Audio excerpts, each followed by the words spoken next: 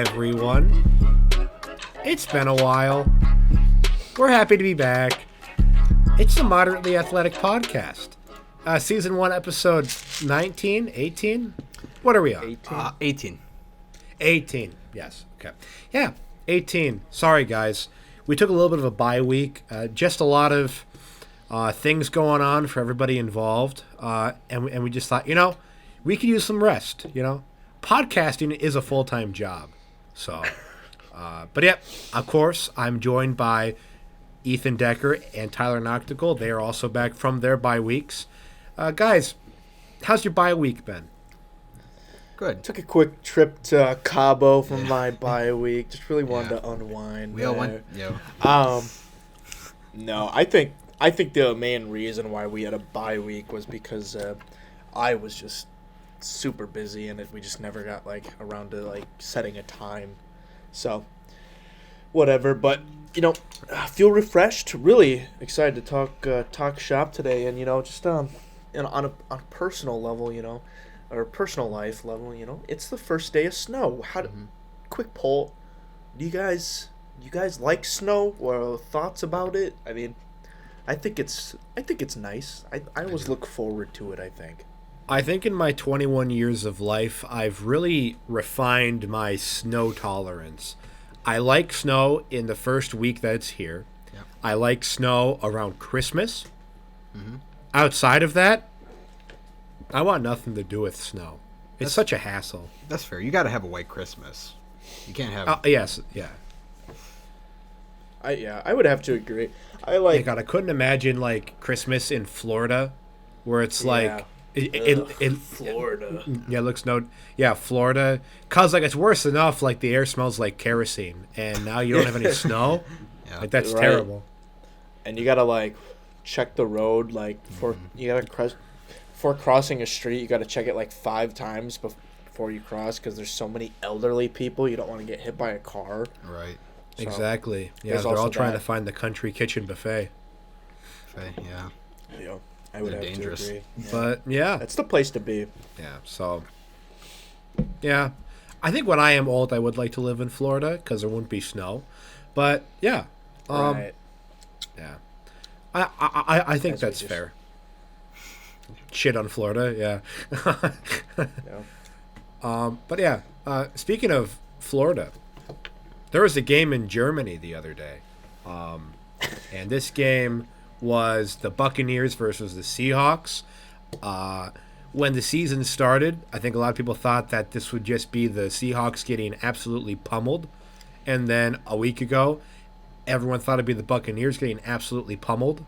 But preseason views came to light during this game. The Buccaneers won 21-16. Now, I didn't watch a lot of this game. I saw the fourth quarter because I was sleeping. But, I mean, that crowd in Germany I saw at the end was absolutely incredible. It was a very good crowd. Yeah. It's exciting, to see, I guess, fans outside of the United States, enjoy the game. Maybe it's for, different reasons. I don't know. For me, it's, obviously, it's just the love of the sport, and a lot of them I feel like a lot of Europeans obviously haven't played football growing up, and that's the main reason why I enjoy the sport, is because I played it growing up, and it's something that I enjoy doing. And for them, it's I don't know, it's weird to me that they can be a fan of something, or be even interested in something that they have had absolutely zero part of growing up. You know what I mean? Yeah, I think it's sort of to sort of contrast, I think between Germany and America, I think it's why maybe Oktoberfest is so popular in the U.S. is because it's something that we don't get to experience very authentically, but it's something that you just hear about all the time during that time in Germany, and you're like, I really want to know what that's like. I think maybe that's what football is to those wacky fellas over there, I guess, and both are excuses to get obscenely drunk in the middle of the day. So, exactly, yeah, that's a good reason too. It is cool that the NFL has tried to expand into France and Spain now. They're going to be looking at for games, and this upcoming Monday they're going to be in Mexico City again, and it's cool that really NFL is becoming worldwide for everybody. So Right. Yeah, no, Global it's, game. but correct me if I'm wrong. Haven't they tried a European league before, and it I believe like yes. Kurt Warner played there? That- and yeah, that's right. Obviously, it's not around today because it failed. So I'm wondering if they have any plans on bringing that back because of all the interest we're seeing. They might try it, I suppose. Yeah, maybe it's just the different eras because I think the first time they did was like early '90s, so maybe a lot of that era of fans was still diehard soccer, Right. just didn't even want to see like American football. Sure. And everybody's Yeah, kind of social buying media, I think, like, definitely probably helped football. Yeah, I So- agree. Yeah, so that's kind of interesting to keep track of, but I suppose we should touch on the game a little bit. But I guess anyone watch it like extensively to Yeah, I really mean, even comment on it? I caught most of it, and I guess just a couple takeaways from that would just be, kind of looks like the Bucks are kind of getting their swagger back a little bit. The past 2 Yeah. weeks, that everybody thought they were going to be left for dead when they had lost 4 in a row and they got beat pretty bad by the Ravens there on TNF. But the past 2 weeks, beating that comeback against the Rams and this week in Germany against the Seahawks, it looks like the defense is finally, or I should start with the offense, is starting to get substantial drives again, which is keeping the defense fresh. And if you can keep that defense fresh for Tampa, it's new life for them. They got just so many good players, and especially Devin White's just really standing out these past 2 weeks too. So it looks like, and especially in a weak NFC South, it looks like the Buccaneers are finally taking a firm grasp of this and going to take the division. But props to the Seahawks too. They started really slow in this. That first half was really bad. Geno looked awful. Kenneth Walker couldn't get, actually all game Kenneth Walker couldn't get anything going on the ground. But they mounted a little comeback at the end. It was a tough one for Seattle, but they still have a lead in the division. Probably not for much longer with 49ers kind of coming on here still, but Yeah. if they can still get a wild card spot, good for Seattle. Yeah. Yeah. I didn't watch any of this game. I barely got up for the noon games even. Like, I was so tired Saturday night, like Sunday morning, I could not get out of bed. So I was lucky to catch even like the first half of the noon games, to be honest with you. But funny enough, I'm glad you brought up the 49ers because I saw the it was like a screen grab of a stat with Jimmy G, and it was like Jimmy Garoppolo was like 10-2 when he throws 0 touchdowns, and that is absolutely hilarious. That's great. Like, that's like it's like the saying or like the meme where it's like when you do like at nothing in the group project but still get an A. It's like that's what Jimmy Garoppolo is doing right now. Yeah. Like No, bare he's minimum. He's the epitome it's just of so game funny. manager. I will honestly. say, I will say one more point about the Bucks that I think should be brought up is this is starting to become Rashad White's backfield now. Lenny's out. Lenny's taking second string now. White really had a breakout game. Yeah, Yeah. and I think I did see some analysts, at least in the fantasy football field, because that's kind of where I stuck for preseason stuff. They were kind of saying that Rashad White has the talent to overtake Lenny in this backfield.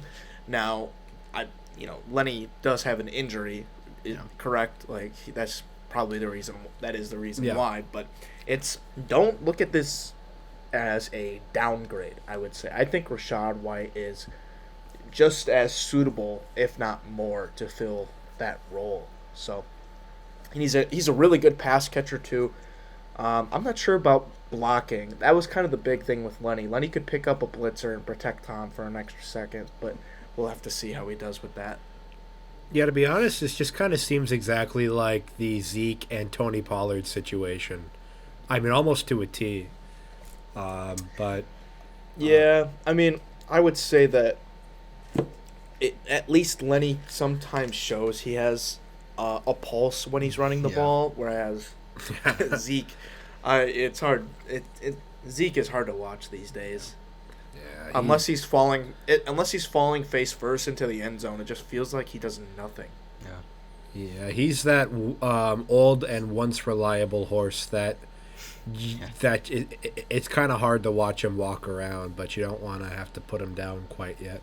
Yeah. Yeah. But, yeah. Moving on, though. I'm shocked we didn't start with this one. And I feel like as a host, I'm quite silly for not starting with it, simply because it was the game of the year, the game of a lifetime for Vikings fans.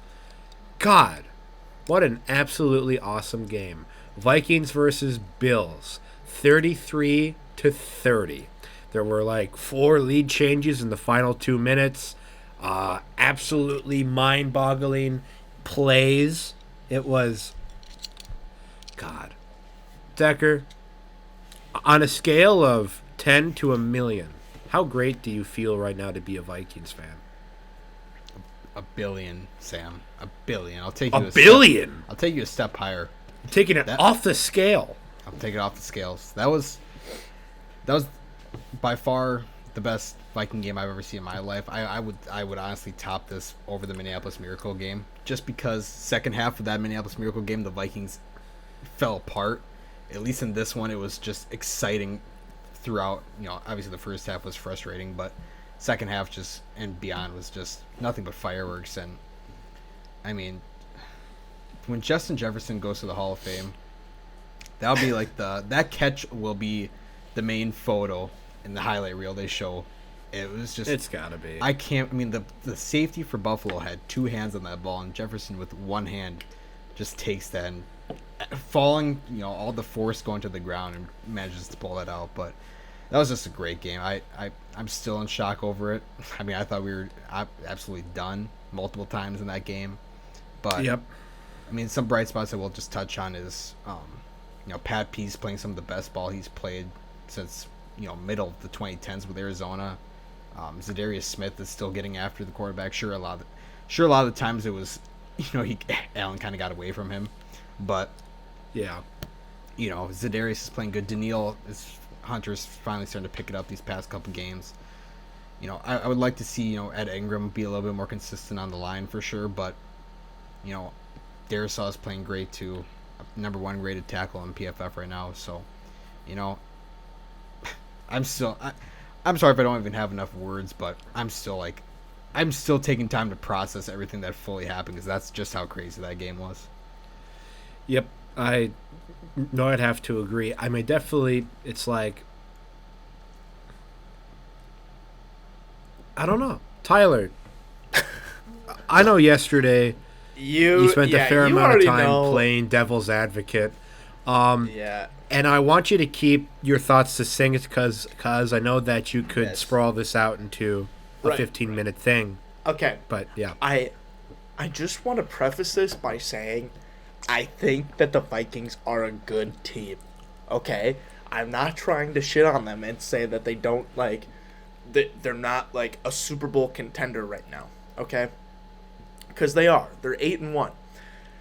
Okay.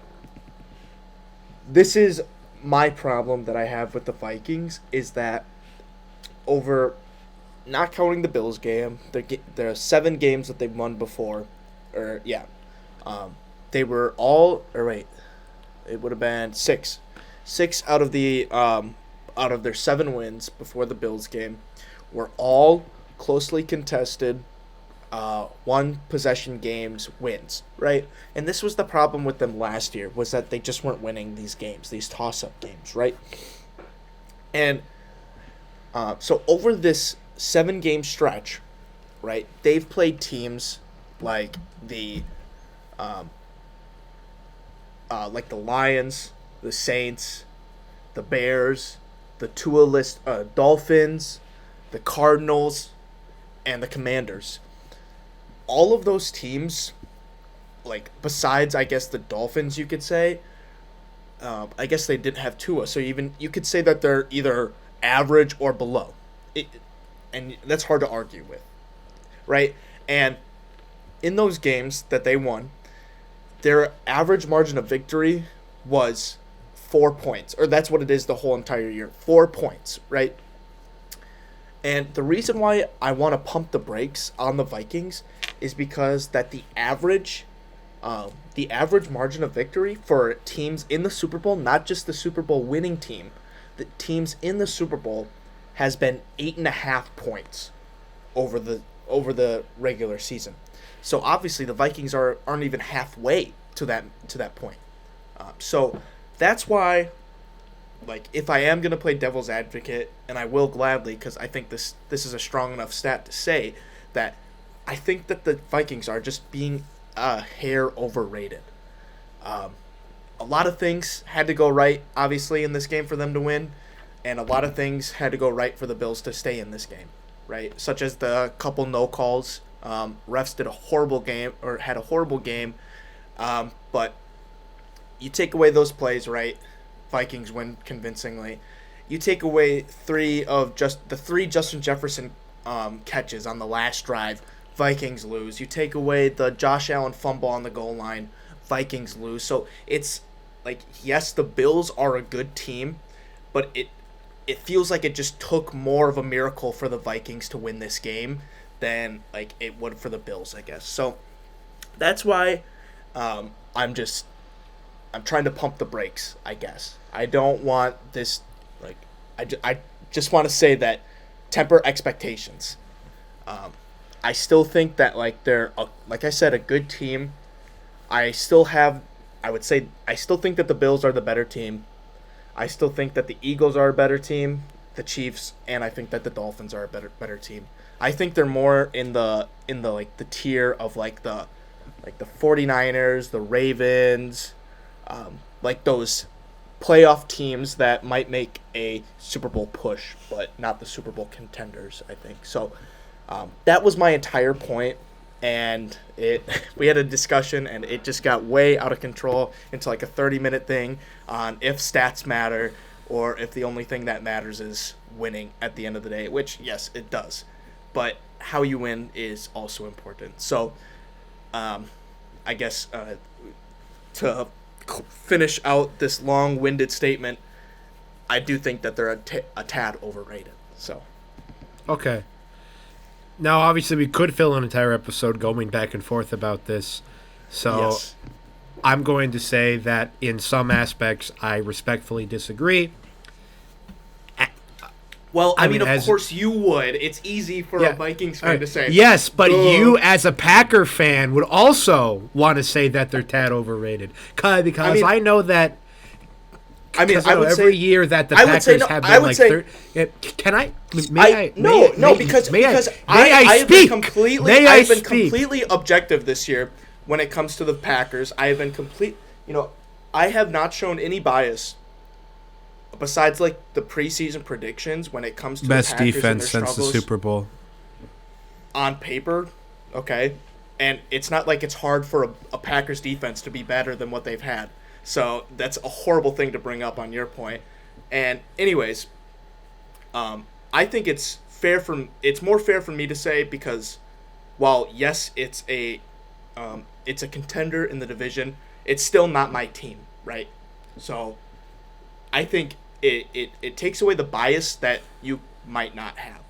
So okay, yeah. Now, if I may finish my point, thank you. If you want to call me biased, but I think I'm being slightly objective when I say this because I do agree. Some of those wins are against bad teams, but I think we take into the context the fact that two of the games against the Lions and the Bears were the games that are usually divisional matchups, and those are always closer. Case in point, you look at this most recent game between the Washington Commanders and the Eagles. That's a divisional game. I think the point margin was 9.5, and the Washington Commanders won. So that I think those are usually closer. But yes, Dolphins game, I would agree. No, Tua. It's a bad game to have. Saints, the double doink was lucky, but you don't know if it wins in overtime. That is something to consider. And honestly, Commander, yeah. Sorry. Yes. Go on. Okay, this is all hypothetical. This is all hypothetical, so I can't imagine for saying other hypotheticals. And the Commanders, I'd make the argument that they are a better team than most people realize, especially maybe recency bias with their win against the Eagles. They're better with Heineke. But they are better with Heineke. They've won 4 out of their last 5 games. The only game they didn't win was against the Vikings. So I do think there is merit to what you're saying. I do believe that, yes, we do have to win games more convincingly than we are, but I do think that there is some wiggle room with your argument. Decker, anything to add? Or sorry, Tyler. Real quick. I mean, yeah, we see you made the point for divisional games, but like, I feel like you remember the games that are gonna be closer or upsets because they are closer upsets because like, I mean, like last year or the year before that, the Cowboys blew out the Commanders every single game, including the Giants. Like, you would expect the Super Bowl caliber team to do that to the lesser division rival. So like it's still like, yes, it's a division rival, but they're still a bottom feeder team. And week 2 the Packers beat the Bears 27-10. And while yes, Justin Fields has been getting better week in, week out, like I think that's a pretty weak it's a weak counter argument to that. Well, all right. Decker, anything to add? I mean, look, can't forget, like, even when the Chiefs made the Super Bowl that one year, I mean, they rattled off 7 straight, one possession games too. So, I mean, if you can still be, you can still win the contested games for a large margin of stretch and make it there. It's just yes, yeah, and like there have been like 3 teams that have averaged around what the Vikings did and still made it to the Super Bowl. It was the Bengals last year, the Broncos when Peyton Manning was buns, but they had like a top 3 defense of all time, and then the Joe Flacco Ravens. So it's like 2 out of those 3 teams had amazing defenses, and the other team led the league in explosive plays downfield and had the least amount of injuries. So it's yes, they're outliers and it can still happen, but it's just an important statistic to look at when you're looking at future success in the playoffs. I just think too, even if you are blowing out opponents all the time, that's still not a great thing. Because you could be like, the Bills are a great example of this. Bills, it's either they're blowing out opponents, or in the 1-score games, they're 2-8 in their last 10. So it's, if anything, I mean, there's a literal statistic to show you that it's better, if you want to make the Super Bowl, it's better to average a larger point differential. Like, it's 8.5 points. Like, you want to be around there if you want to make the Super Bowl. That's average. So, like, yes, it can happen when your margin of victory is 4 points, but you want to be at the 8.5 because that's the average.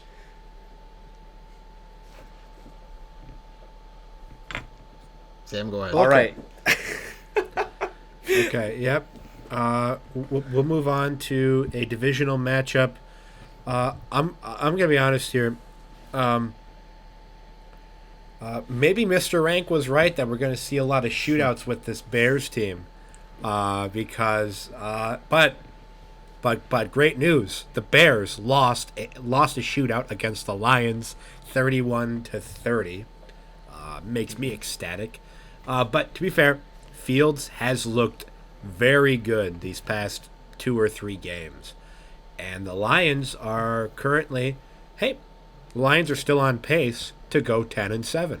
That's pretty cool. So I guess we're all watching the Vikings and Bills game. So did anyone really watch this?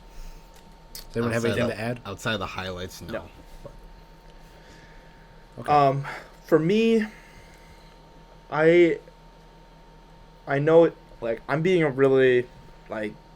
just a contrarian today to be a contrarian, but I still feel like Justin Fields is not there yet as a quarterback. As a football player, he has shown like he can run all over your team, right? But as a quarterback, like he still hasn't thrown for over 200 yards this year. Taylor Heineke did that like his second game in as a starter. So it's like I'm still like, yes, it's a mixture of his weapons and the scheme, but the thing that separates elite mobile quarterbacks from guys like Justin Fields is at right now is that they use their legs to look for plays downfield, right? Yeah. They extend their plays and this kind of happened like with just Jalen Hurts last night. Both of them would fall back in the pocket, feel like a tinge of pressure, find like the smallest gap in between their offensive linemen, shoot it, and hope to get some yards instead of maneuvering around the pocket. Even like because it wasn't collapsing. There was a specific play that I remember seeing that he still had a clean pocket. He just needed to step up and make the throw. But I think like for me, I still need to see that from Justin Fields in order to call him kind of like I don't know, a better QB, because I would like expect an elite quarterback in this league to be able to throw for at least 200 yards. So that's where I'm 100%. at. Yeah, no, I would agree with that 100% because you look at a lot of like the great quarterbacks that we've seen, and there are guys like Josh Allen, Mahomes, plus I'd say Aaron Rodgers as well, like maybe like 2015, 2016, where they throw first. And then I remember very specifically was the divisional game, I think, Packers and Cardinals, where he was setting up the Hail Mary, and he ran on like 3 back-to-back plays where he used his legs to get the first down, got the out of bounds, and stuff like that is where you become like a really good quarterback because you throw first, but you have the legs, and so I would agree. That's my same issue with Fields as well, is that he does run first. I think it'll come soon enough. Like, if not this year, if they get him a better weapon, I think it'll come. He's still kind of in this like first read mindset. Obviously, that's what like when your first read isn't there, he's gonna take off. Clearly, 13 carries for 147 yards. Like that's not because like he's under distress every single play, right? It's because his first read isn't there, so he bolts, right? He's got to get better at that. And then also, good defenses know how to scheme against running quarterbacks. Obviously, the Lions aren't a good defense. I would expect more from the Dolphins, but that was kind of Justin Fields' kind of breakout game for like rushing wise, I would say. So, and they're a man coverage team. They're not going to throw someone in zone over the middle. And this happened a couple years ago when Lamar made his first playoffs. It was the Chargers against the Ravens, and all the Chargers defense had to do was just run zone with the QB spy, and like the Ravens offense couldn't do anything. So I think we might become a better zone team. I think Justin Fields' rushing numbers will go way down, and then he'll have to rely on his arm, which I'm just not totally trustful of yet. Yep. Deck, are you in or out on Fields, or are you? Yeah. I'm still. What's your thoughts? Like, I think he's definitely going up, but like you guys said, there's still a lot of things to be cleaned up. I mean, like 178 rushing yards last week, 147 this week. It seems to me like Tyler was saying, like he just doesn't have the receiver that like Fields can trust. Like all the good quarterbacks have that one receiver where he's going to create separation, he's going to be open, you can throw it to him, he's going to catch it. And Fields just doesn't have that right now. That's up to the Bears front office to go get that for him.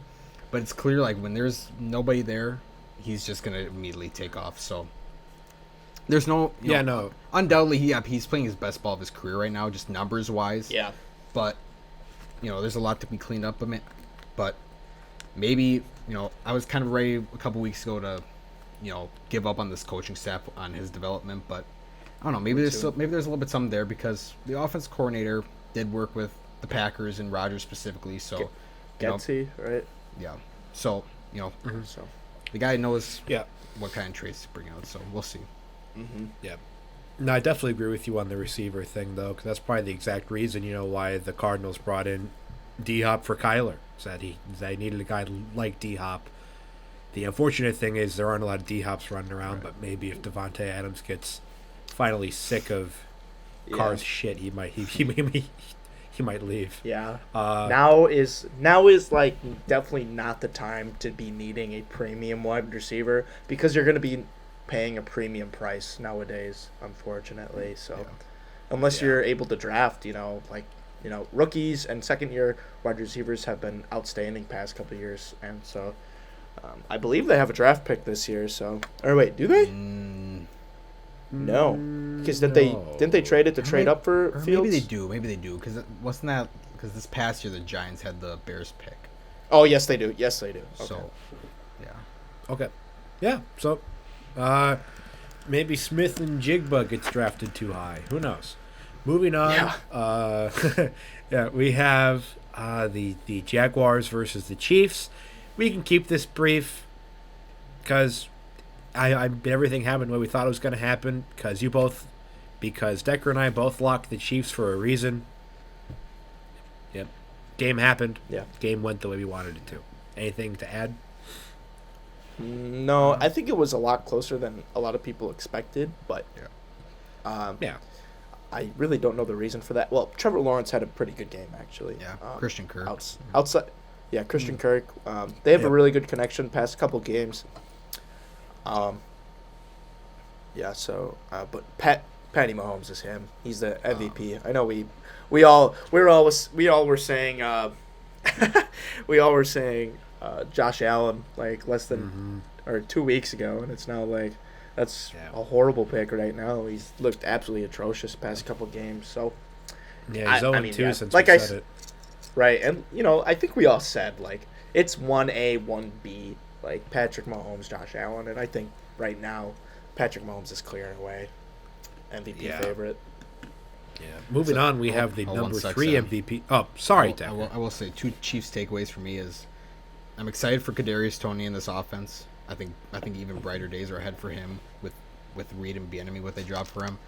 And 2 is I see a release in the near future for Mr. Edwards-Helaire.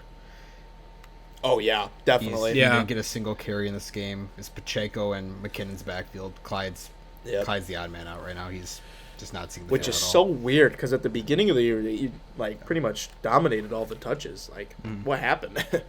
They just got faith in the rookie Pacheco. So. Yep. Well, to move on, we briefly touched on our 1A and 1B for the MVP, and now we have the number 2 leader for MVP, Tua Tagovailoa. I'm kidding, obviously, but they won. He's 7-0 in games that he doesn't die, and they won 39-17 against the Cleveland Browns. It seems like Tua really can't do no wrong with those weapons that he has. To be fair, like, yes, Tua put up 285 yards and 3 touchdowns, but this was Jeff Wilson's game. 7 yards a carry, Sam. 7 yards a carry. That is insane. I did see that, yeah. This just goes to show you kind of what I've been saying, like, and what we've all like been agreeing on is that the Browns' front 7 outside of Myles Garrett is absolutely horrible. And when you have an elite left tackle like Teron Armstead to match up against Myles Garrett, this is what's going to happen.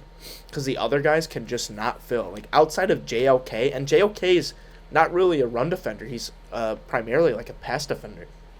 Pass defending linebacker. So this run defense is just atrocious right now. And, like, clearly. But, yeah, this...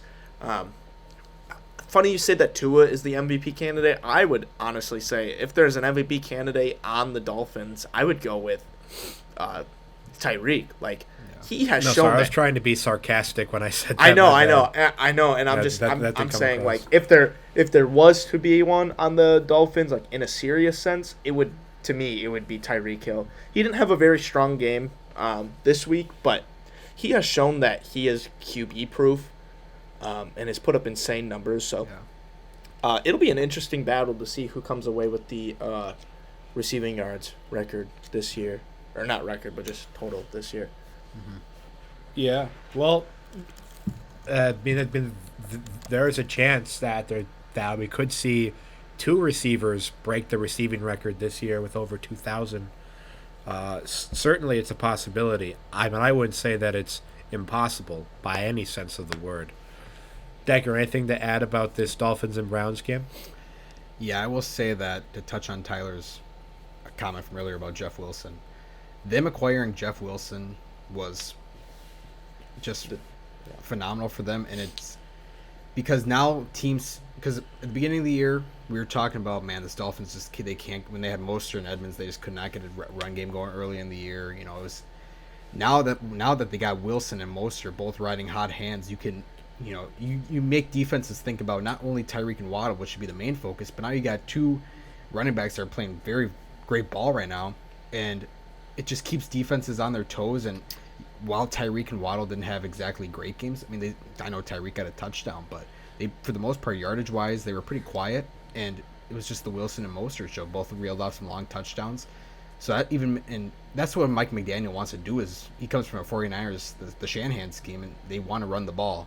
At heart, you know, McDaniel would love to. And now that you got those two guys playing at the top of their game, it just makes this offense even more dangerous. It's Right. I'm worried. If I'm in the AFC come playoff time, I'm definitely worried about the Dolphins because they can do so much on offense. I definitely agree. And they shut down Chubb pretty much the whole game. Yeah, too, they did a great so. job of that. Yeah. Yeah, if you shut down Chubb at this point, you shut down the Browns. But I'd love to see if that changes in a couple weeks when they get Watson back. But only time will tell.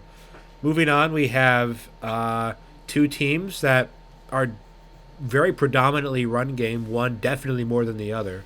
That's the Texans versus the Giants. Giants came out on top, 24-16, and continue to shatter expectations with a 7-2 record. I don't have the stats up, but did we see anything from this game that piqued our interest? I mean, Daniel Jones with a near perfect passer rating. He had 153.3. But only 197 yards compared to Davis Mills. Davis Mills with 319. Dang. I mean, yeah. I mean, he put up, obviously, good numbers. He did throw a pick. Took 4 sacks, so that's not great. But, I mean, it was the running backs in this game. I love Saquon. I love him so much. And, no other thoughts. Also, oh, wait, actually. Does Brandon Cooks get cut? Like, he desperately wanted a trade. This was the first game he played in a couple weeks, I think. Yeah, So- they rescind his captain status as well, I saw. Yeah. They took away So- that. Yeah. I don't know if they just, like, maybe they put him in timeout so they can try and, like, find one come off season. And they're just Right. like, hey, you know, chill out. Take some time to yourself. But, yeah, it sucks for him because the Tex. But that's why you don't sign the extension. I don't know why he did that Yeah, very weird situation. when the Texans clearly didn't get better, and someone would have paid him regardless. It's not like he couldn't have gone somewhere else and not gotten paid. I don't know. Yeah. It's That interesting. was also pretty dumb of him to not get out sooner. Yeah, I think in the offseason, It must have had one hell of a sales pitch. yeah, I think in the offseason you should just regardless cut him. Like even if you are taking on a pretty big dead cap penalty, like Yeah. I just don't think you can have this guy around. He doesn't want to be there. He's the leadership. Clearly, yeah. You can't have a guy who's a veteran who doesn't want to be there on the roster. Like that's cancer for the team. He obviously doesn't want to be a leader anymore, as they took away his captaincy. You know, it's just a whole messed up situation. I think they come off season, they just got to part with him regardless. Yeah, I mean, they will somehow, some way, not have him by the start of next year. I do think that's a given. Moving on, we have a battle of the mid, Saints versus Steelers. This is a game I saw nothing about, probably because nothing happened, but Steelers won. Did we see anything? I legitimately have no idea what happened in this game. I will say I am just surprised at both of these teams' records right now, especially the Saints. Yeah. Losing to a Kenny Pickett led Saints or Steelers team is not a fantastic sign, and not a whole lot of offense in this game. Just probably a lot of defense, and I couldn't tell you what happened in this game, to be honest with you. Haven't watched a single clip of it. But since we're on the topic of the Steelers, and you guys talked about the catch of the century earlier, I am going to say, as a contrarian, that Justin Jefferson's catch wasn't even the best of the season. I'm going to say that George Pickens' catch against the Browns on the right sideline, over the shoulder, one-handed catch, I'm going to say that was more impressive than the Justin Jefferson catch this year. And that's my hot take.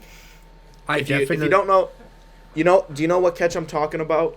I do know exactly what catch you're talking about. TNF, Yes, I do think by the end of this year, it's going to be down to those two.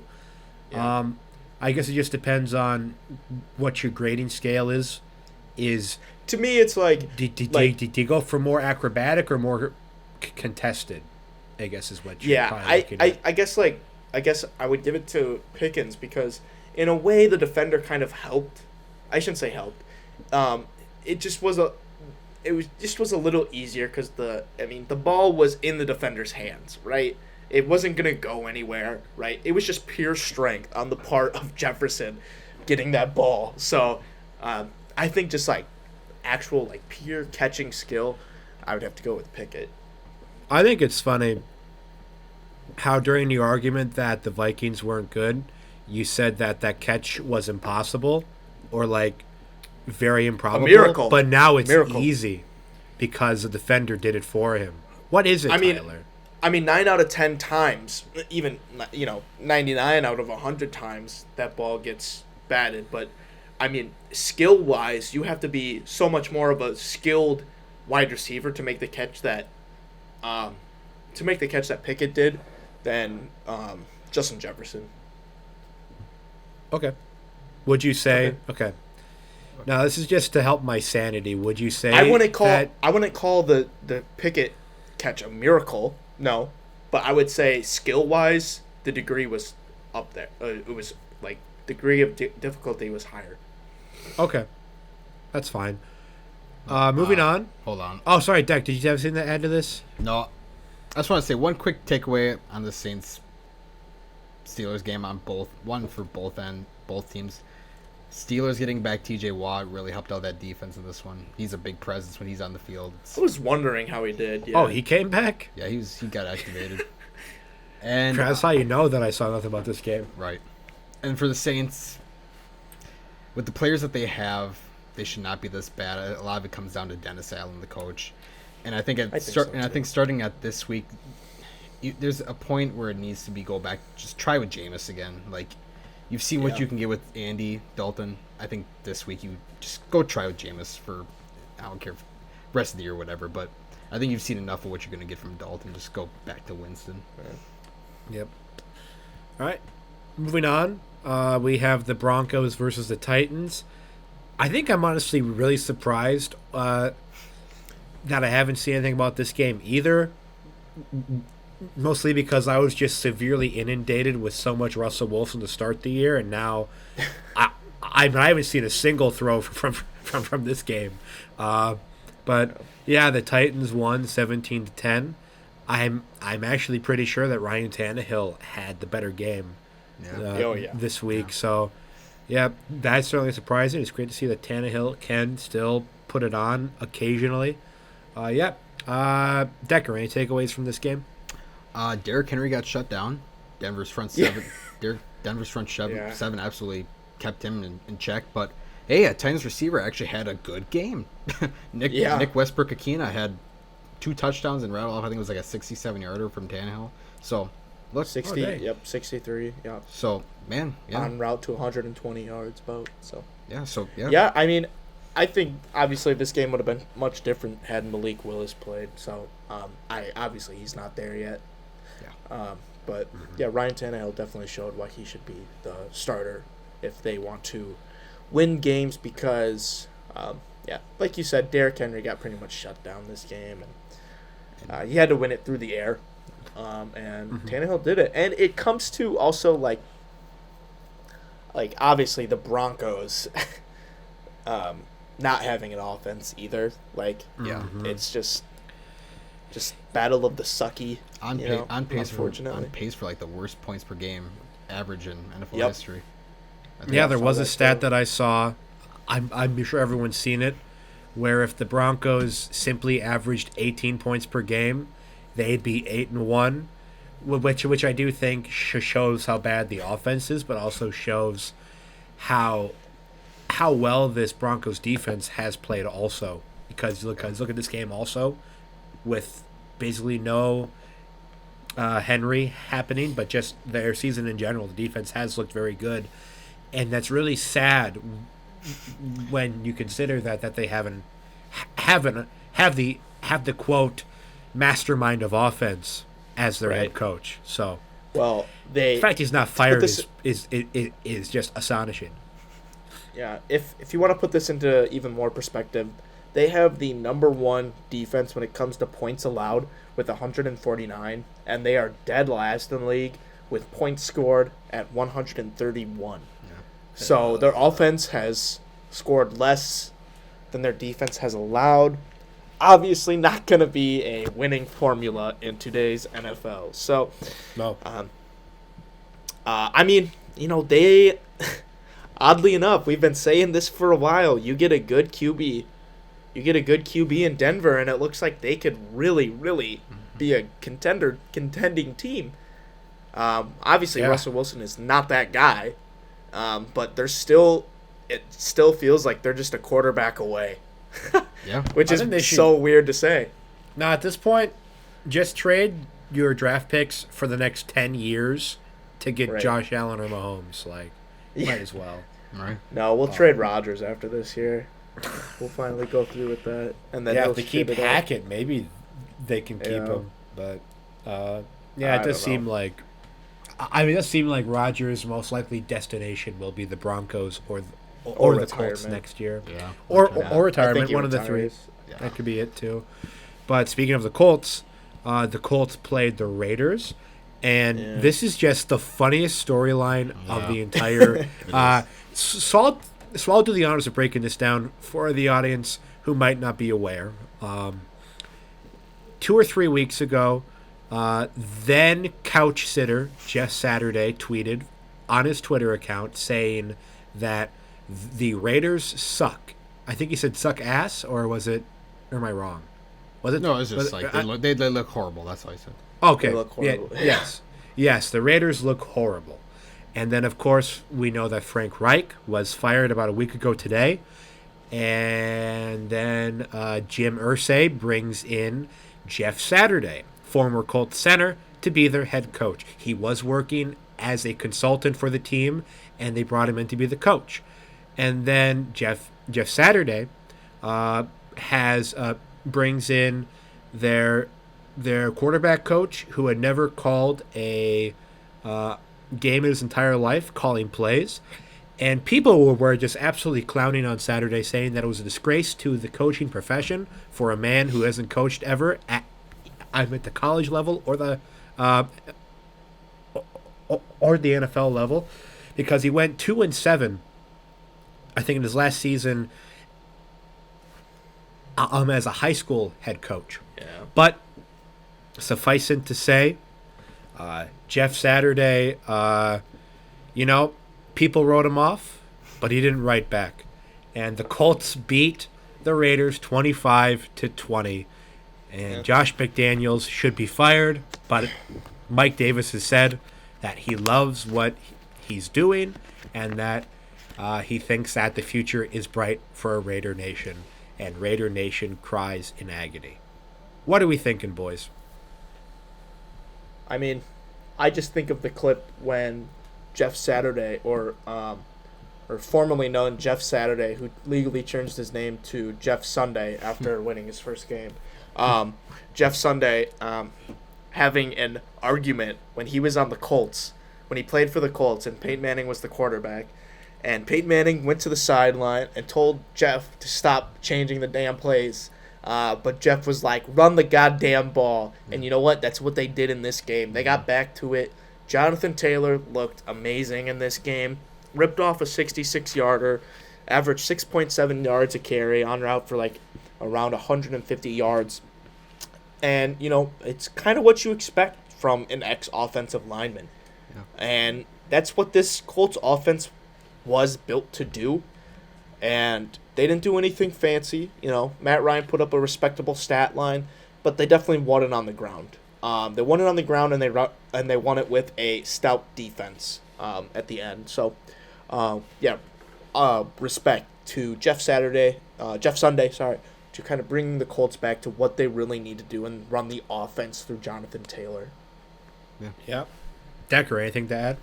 Yeah, I just think for at least this week, I'm going to give some credit to Jim Irsay and that Colts organization because, you know, I think it's kind of everybody thinks that you need to be coaching for, you know, for example, like 5-10 plus years of coaching experience to get a head coaching job, whatever it may be. But I mean, I know one prime example of a guy that never had no front office experience and has been doing a great job in his tenure is John Lynch in San Francisco, who, you know, he was a Fox analyst calling games, and when he got the GM job for Frisco, and he has a great tenure there of winning. And I think as long as you know, and especially for Jeff Saturday playing so long in this league, like if it's the knowledge of the game and just kind of, you know, Nathaniel Hackett's coached for how long, and this guy is the biggest dummy in the league.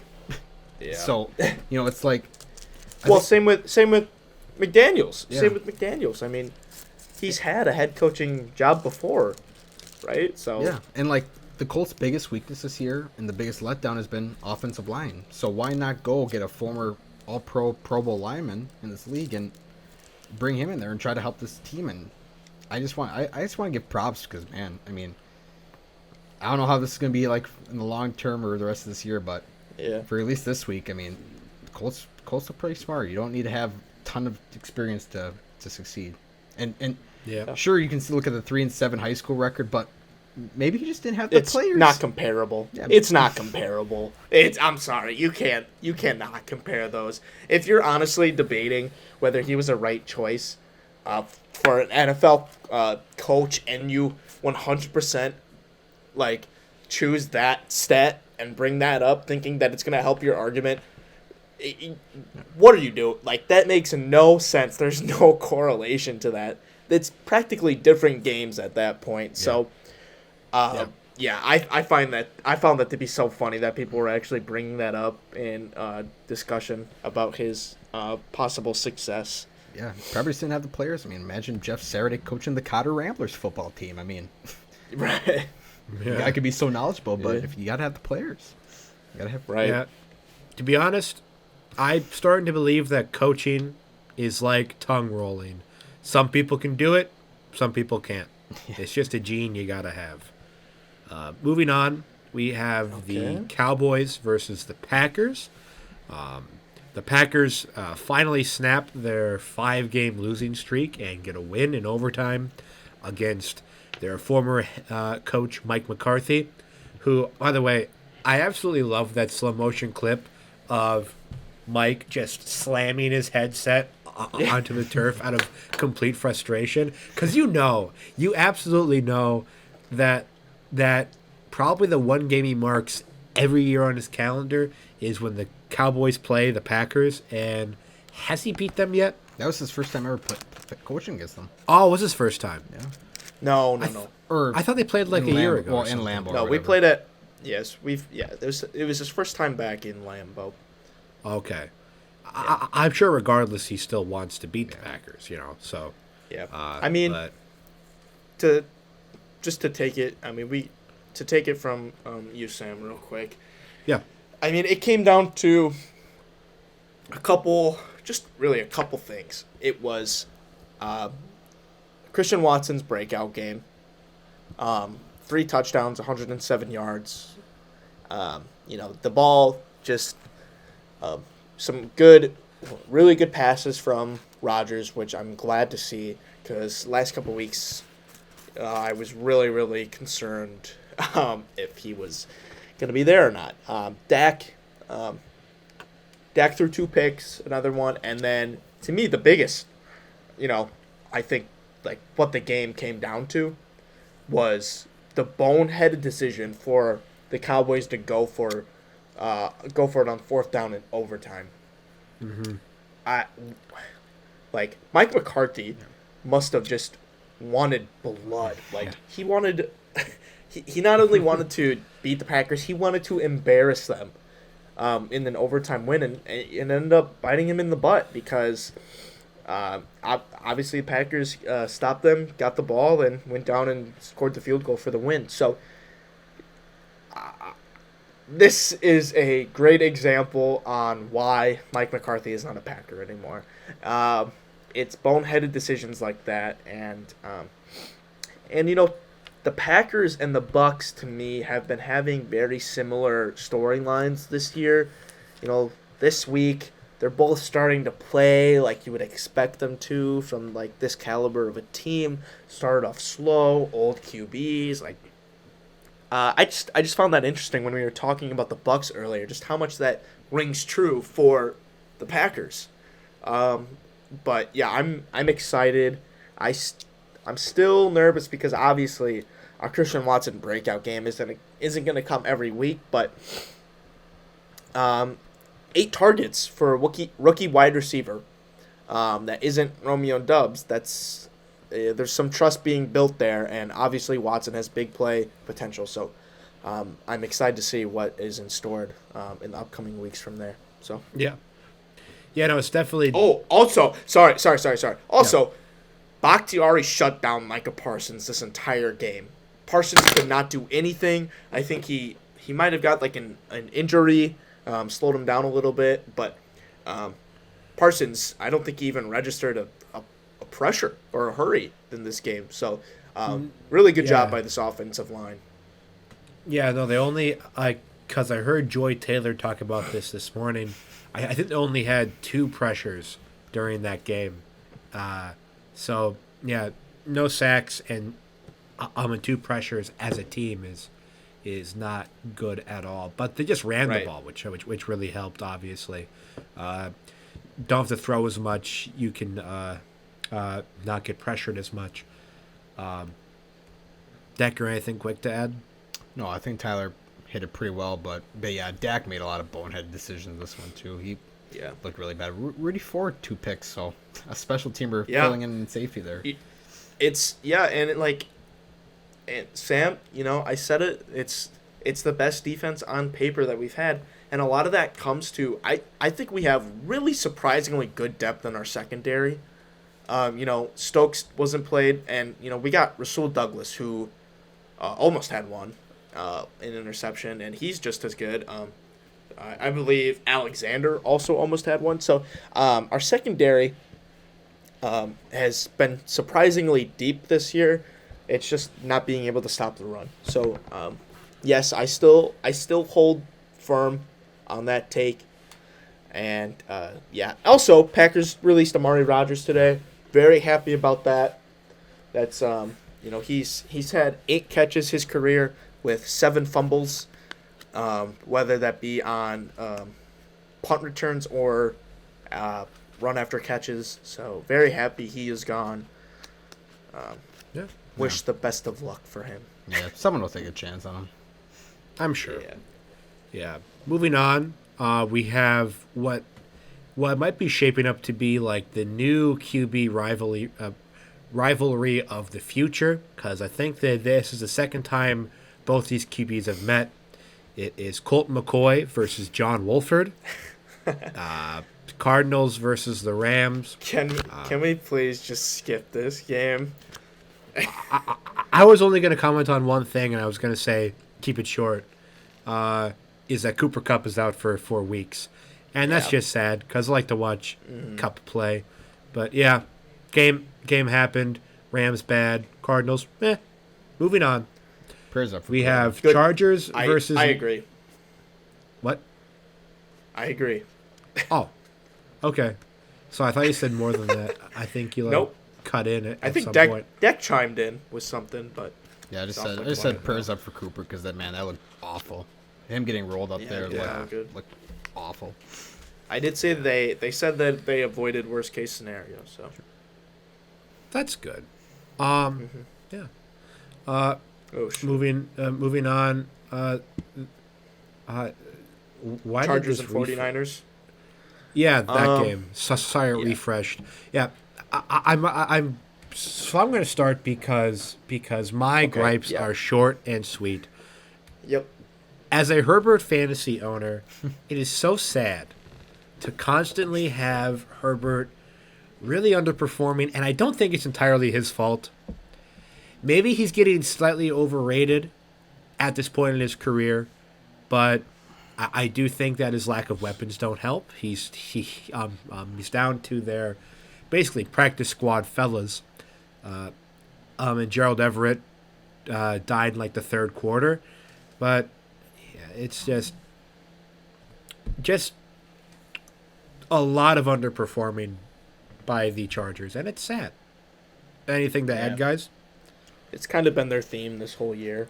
I mean, their only offensive threat is Austin Eckler, it feels like. Yeah. He's got far and away the most receptions for any running back in the league. And, yeah, I mean, Justin Herbert just doesn't have anyone to throw to. He has no skill positions. And this is kind of what happens when, like, this year in the draft, they went with Zion Johnson instead of a weapon. And it's, in the long run, it might be the better call because their offensive line was bad and needed reinforcements, but they needed a tackle. They really needed a tackle, not a guard. But surprisingly, they did a good job against the run this game, which was interesting to see. 2.7 yards per carry for Christian McCaffrey, which was surprising. But Elijah Mitchell had 18 carries, far more than Christian McCaffrey, and had 89 yards. So there was still some success on the ground. Just was able to shut down really the guy who mattered, in my opinion. But yeah, I think that even though this might not be a convincing win, I definitely think that the 49ers are going to start finding their footing and start going on a little run here in the back. Yeah, half. especially if their roster becomes healthier, which is the exact opposite of the Chargers. Yeah. So, yeah, Decker, anything to add? Yeah, just like the Dolphins, for Shanahan loves running the ball, and as we saw in this game, on some weeks where you might not get McCaffrey going on the ground, Elijah Mitchell getting in there and having a great game in his first game back since week 1, had a very good game in his first game. And for the Chargers, yeah, it sucks, because Herbert just doesn't have the protection. His weapons are depleted. Slater and Lindsley being gone on the O-line, it's really taken a toll. And I'll say this one talk. I've never seen. I think the two big things that have wound you up so far this year, as a fantasy owner and as a football fan, has been the AFC West, specifically the Chargers and Broncos, and Adam Rank's Bears. So. Yep. And Adam Rank will always be number one in what makes me upset. But Hurts, I mean Herbert is also going to be that man for me. Speaking of Hurts, when the Vikings beat the Bills, I know that pretty much any Vikings fan I talked to said that now we just need Heineke to come through and beat the Eagles to make us one step closer to passing them for the number one seed. And gosh darn it, we're halfway there, baby. Commanders get a 32 to 21 win against the Eagles, taking away their undefeated season. I mean, the 72 Dolphins are smoking their 72 Dolphins pack right now because they're still the only team that has been ever undefeated. And I think I'm going to boil this one down to a question for you guys. As we all know, that game ended with Heineke taking a knee, and then Brandon Graham coming in 3 steps or 2 steps later. It was like 2 seconds after. Yeah, 2 seconds. Which may not seem like a lot, but if you watch it, it is kind of a lot. Yeah.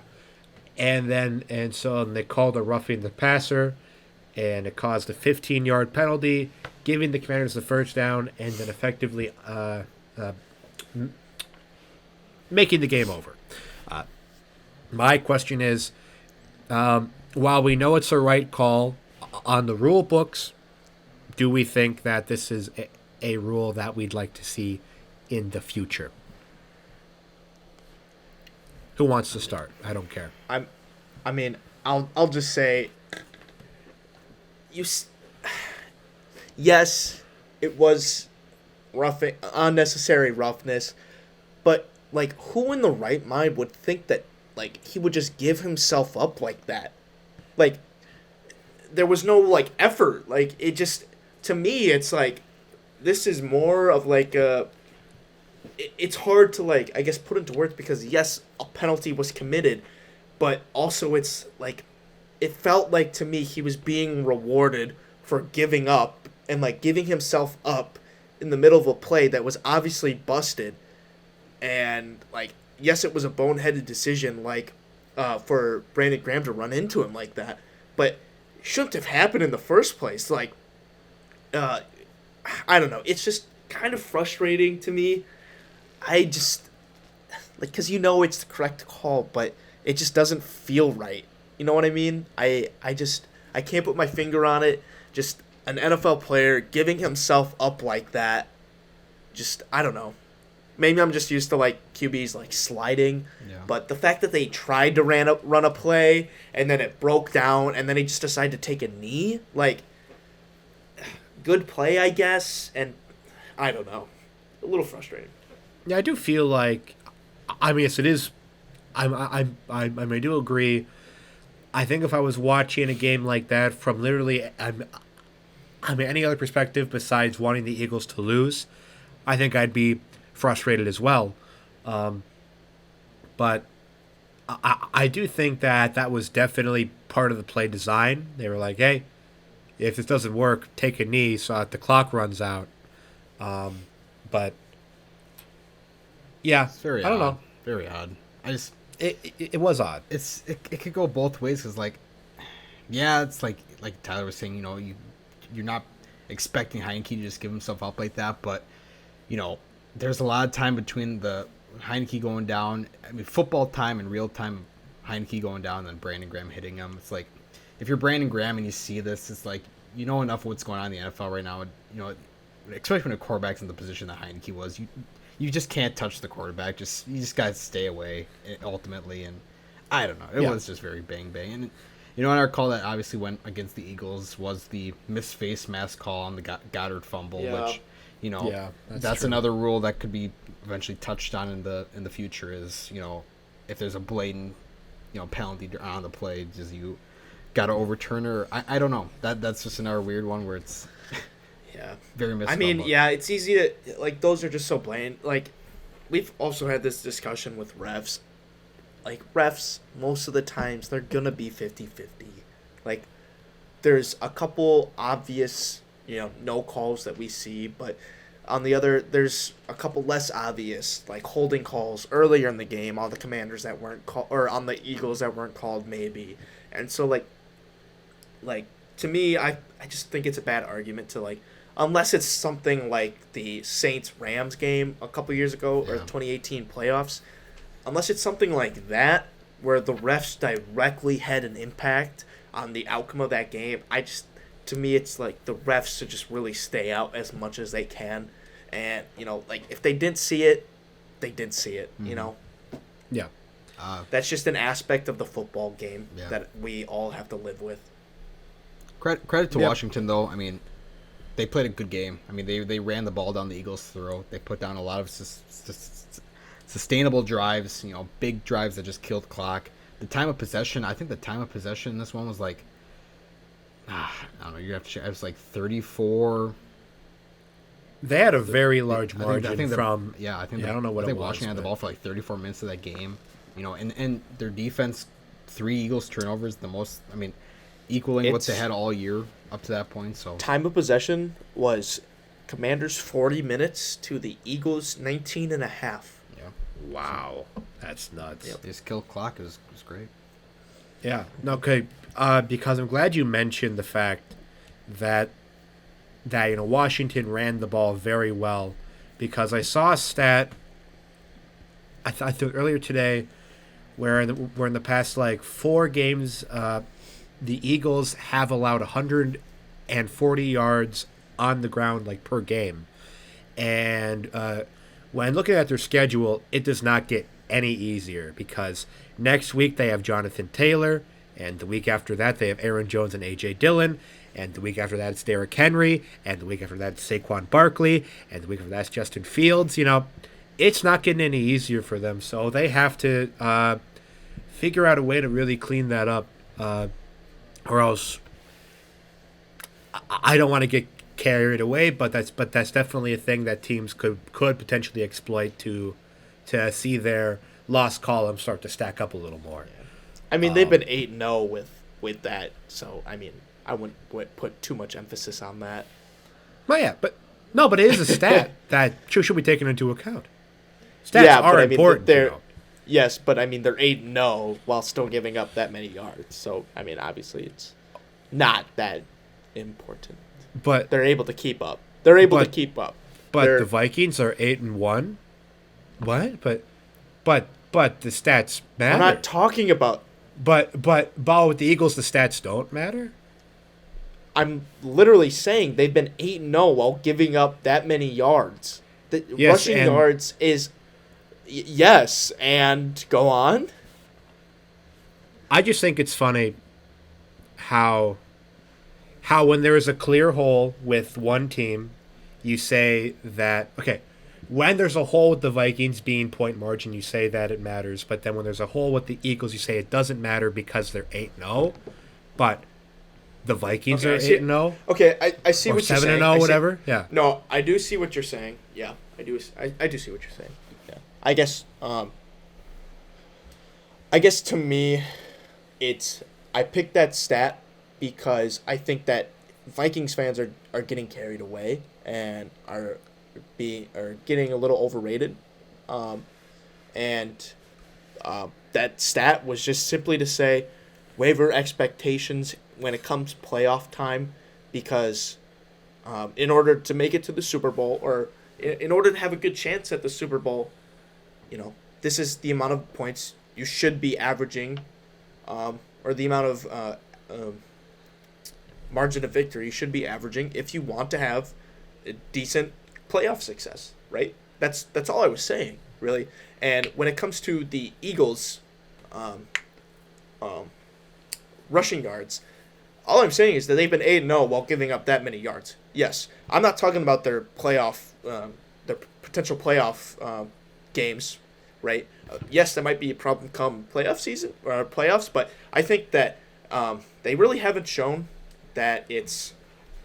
And I would like to say that one score or one possession games are a lot more of toss-ups than people realize. Yes, Vikings keep winning them, but it's unsustainable. And we still have yet to see that if giving up that many rushing yards is unsustainable for the Eagles. So okay, yeah, but that's what I'm just trying to say, is that it's definitely something that needs to be monitored with them. I know it might sound like I'm cherry picking. I know it might sound like I'm cherry picking, which is fair, but I do think that it's a fair thing to bring up. So okay. Yeah, and that's really all I'm trying to say, is the fact that with this stat in mind and their schedule going forward, that this is a clear hole that could be exploited potentially. So, yeah. All right. Well, that's our episode, everyone. I hope that you have enjoyed this listening. Is what our apartment has sounded like the last 3 days. Yes. and I haven't Arguments. wanted to blow my brains out more. That's a joke.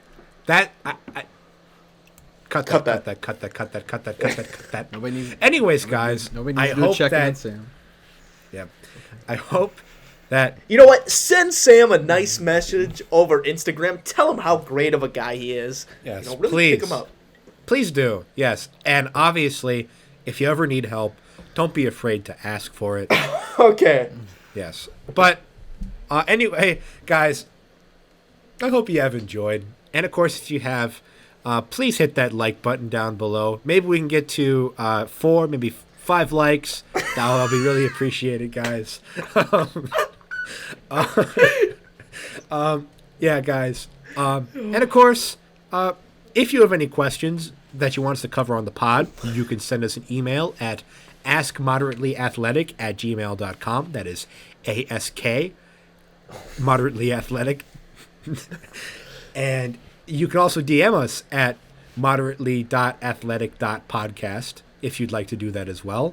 We're on Instagram and TikTok. Questions are always appreciated. They're always encouraged because we want to cater this to you, the audience. But yeah, thank you for listening, and have a good night, everyone.